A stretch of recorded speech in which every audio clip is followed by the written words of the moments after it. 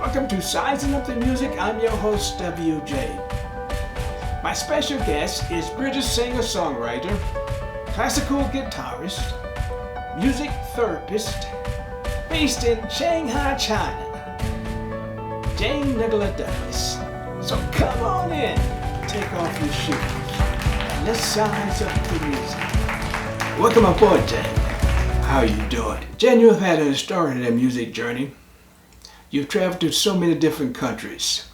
But before you get into that, tell your fans and listeners, where did you grow up? I grew up in the UK, in Somerset, and that's the countryside. It's about 2 hours southwest of London.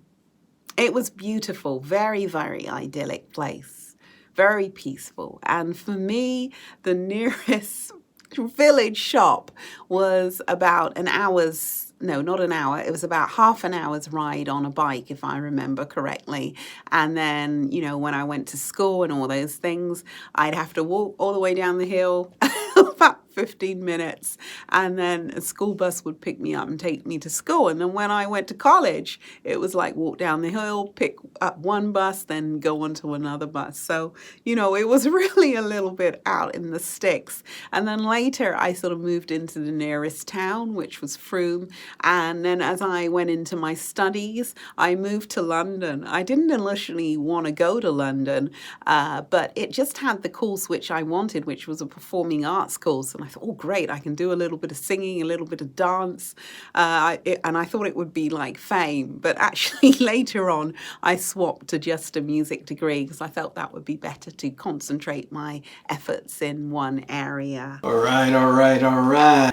Now tell us about your music and travel journey. I was living in the UK, in London, although I'm from Somerset, and I suddenly thought, I think I need something different. I need travel.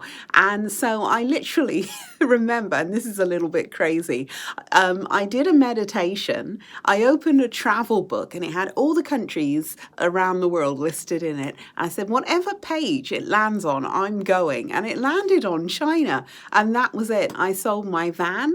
I, gave up my flat. I gave up my job. I did do a TEFL English certificate, because I thought, well, if I don't teach music or I'm not a music therapist, then I know I can teach English in China. And so that's how it started. And I literally came out to China. Hey, Jane, that was a marvelous move.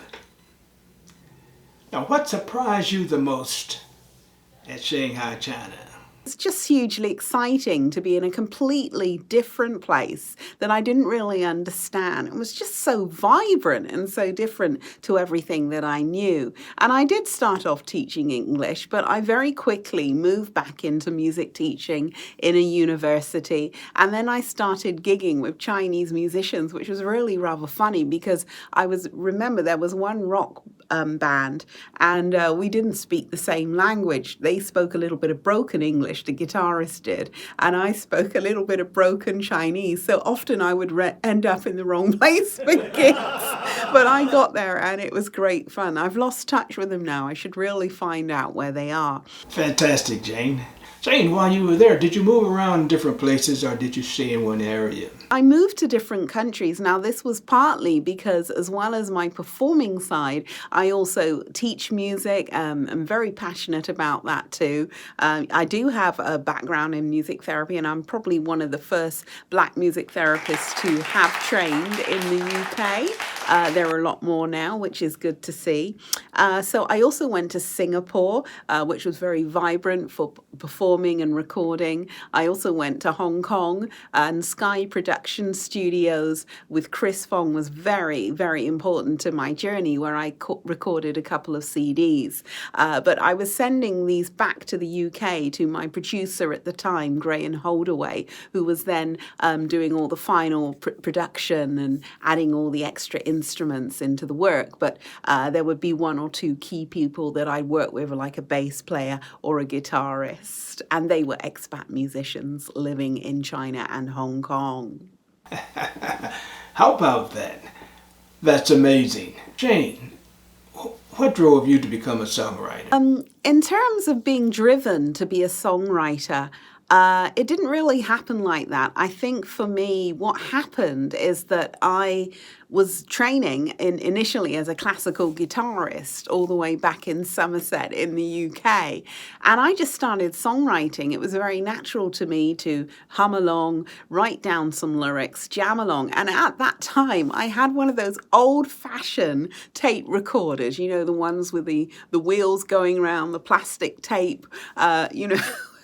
A real old relic. So I would record my songs into this tape recorder and I'd listen back. And in listening back, that's your best guide because you hear what sounds good when you've gone too much over the top, when you need to pull the rhythm back, when you need to change the chord. And so I'd be recording these songs and I'd be my own guide within the music. And I would just keep doing this. And then I started to perform these songs at, you know, local parties, village parties. This would be because I was in Somerset in the countryside, and then later on at folk nights and gigs and things like that as I grew up, and then I went to the nearest town and I would get a response from people, and so that would really keep me going. But it was just something that I did. It was a very natural process to me to be practicing music, which my parents were very, you know, we always had to do half an hour a day, 5 days a week, and then it was more, I think, when I started doing grades. But in terms of the songwriting, I was just doing it all the time. And I wasn't inspired by any other songwriters at that time. It was just something that I did, wrote my music and wrote these songs. That's amazing. Yes, astonishing. Jane, as a natural songwriter, what do you write about? In terms of what I like to write about, well, I tend to write a lot about the male and female animus, relationships, love, sometimes the darker, more conflictual side of love. This tends to come out in my music. But when I'm creating these songs, a lot of people ask me, well, are these situations true? Is this a true story? And it might not be that the whole song is a true story, but the feelings in the song are very real. Although I've portrayed the song in a male and female animus way, it may just be representative of a difficult and conflictual situation in a relationship, and just really going into it and sharing and processing it. And I think really through the songwriting, you know, people sort of think, well, you know, that sounds depressing. Why don't you write about love? But it's not depressing because it's in singing about it and processing it and creating it into art that it becomes something beautiful and it takes on a new life itself. And this has been said to people by me. This has been said by people to me that sometimes when they listen to my music, they're sort of drawn into this world and it makes them think about their own life or aspects in their own life. Jane, I can see and feel your music is connected to your music therapy training. It's healing. It's about love, conflicts, relationships. It makes you think about your own situations. It's real life experiences. And that's astonishing. Marvelous. Jane, where are you based? I'm now based in Shanghai, and I initially came to Shanghai in 2009 and then moved straight down to Ningbo, and that was the start of my journey in China. But over the 14 years that I've been here, I've been in many different cities in Singapore, China, and Hong Kong, and that has been work-related. So yeah, this is a really exciting place to be, a very exciting place. And the reason why it's exciting is because it's so different to how I grew up. Every day I see something that, you know, it's like, oh, right, you know, even though it's familiar in some ways because I've been out here a long time, it's still like things surprise me or interest me. And I like that feeling. What is your hometown, Somerset, known for? And when you left, were your family concerned about you leaving? in Somerset, which is the land of cheddar cheese and cider. And there were just fields everywhere, you know, and I was very lucky because I had a family which did allow me to go off exploring wherever I wanted to. And I think this is less rare. You know, I live in the city now in Shanghai in China, where you probably wouldn't let your children go off roaming wherever they liked. But, you know, I'd say, oh, I'm going off here, and I'd go off and I'd explore. So I always had this strong sense of self and being out in the environment around me, you know, and I had a bike.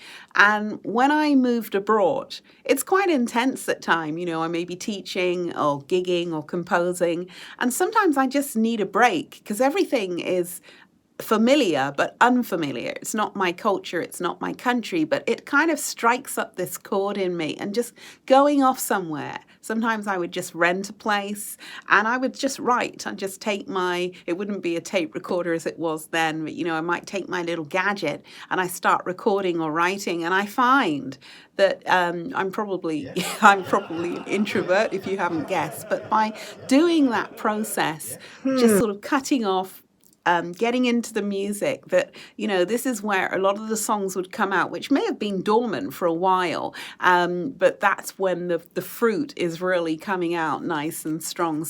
So sojourning really helps you, right? And I feel with sojourning, it kind of sharpens my creative muse. You know, it keeps me fresh. It keeps me going under the it gets me to go under the surface and get away from the mundane things like, oh, I've got to do the dishes, or I've got to pay the bill, or I've got to talk to this person. It takes you away from that and just takes you into another dimension. You know, I think creative people do that in many ways. Maybe some get a kick out of jamming with others, and true, I do sometimes get a kick out of that, but that's not really where the songwriting comes from. It's a sojourn really for me. Jane, you were initially trained as a classical guitarist and later began to explore folk, jazz, singing, and composition.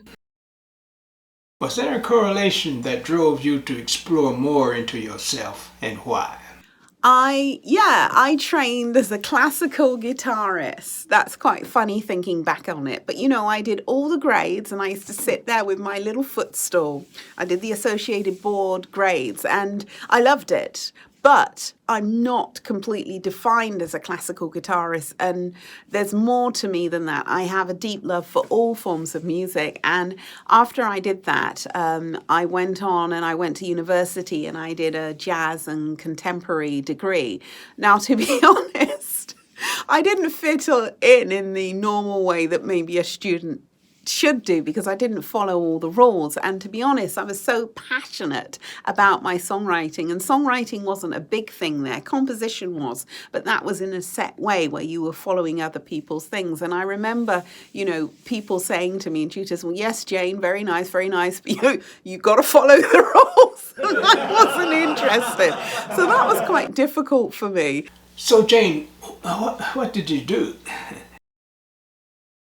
How did you get into music therapy? And what college did you attend? I probably did follow some rules. And at that time, I was also very interested in music therapy. And other than that, it was also sound healing. But I was thinking, well, how am I going to make a living out of sound healing? Because it's all sort of, I thought about the aspects of chakras, and I was interested in meditation and all these alternative therapies. But yeah, so music therapy, that was quite big. And I started to look into it. So after I did this music degree, I got in Cambridge. It was Anglia Ruskin University, as it's now called. And I trained for a year as a music therapist. Now you have lots of different degrees. So what did you do?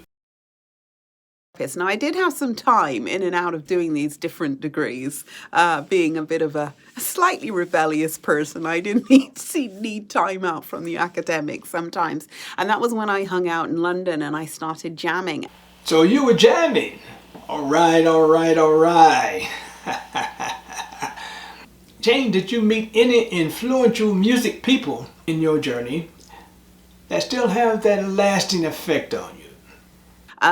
Just going back a bit before the music therapy, I met somebody, well, two people who were hugely influential to my journey. And one of them was Sonia Christina, who is an amazing singer-songwriter and tours all over the world even now.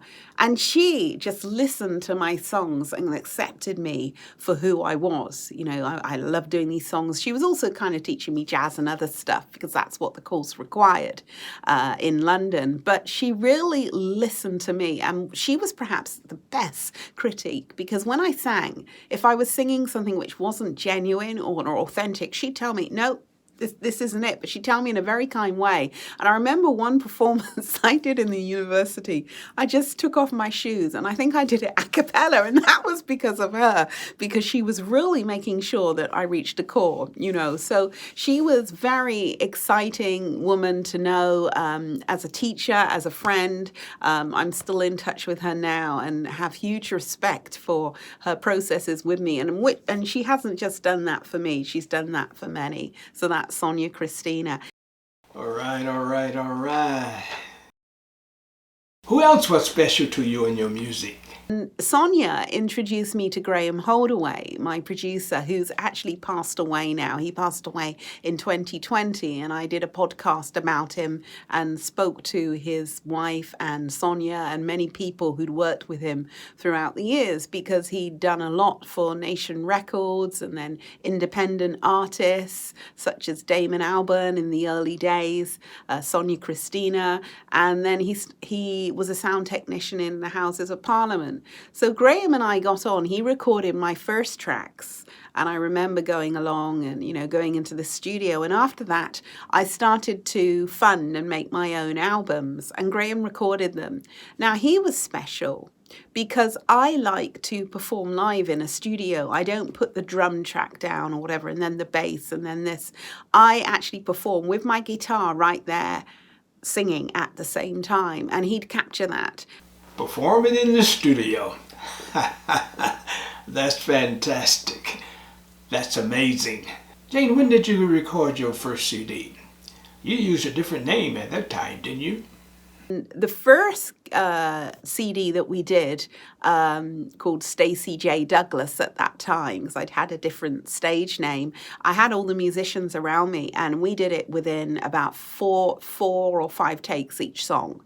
You know, it took a while to get them worked up and ready, but that's what we did. And it had a fire about it. And I remember the mics just being very close around me, but you can hear every single element of each performer within the way that he set up those mics, recorded us, and then produced us. So I'm always grateful for that. And then he did other work through the years. Jane, you are amazing. Living in a foreign country and you can't speak the fluent language.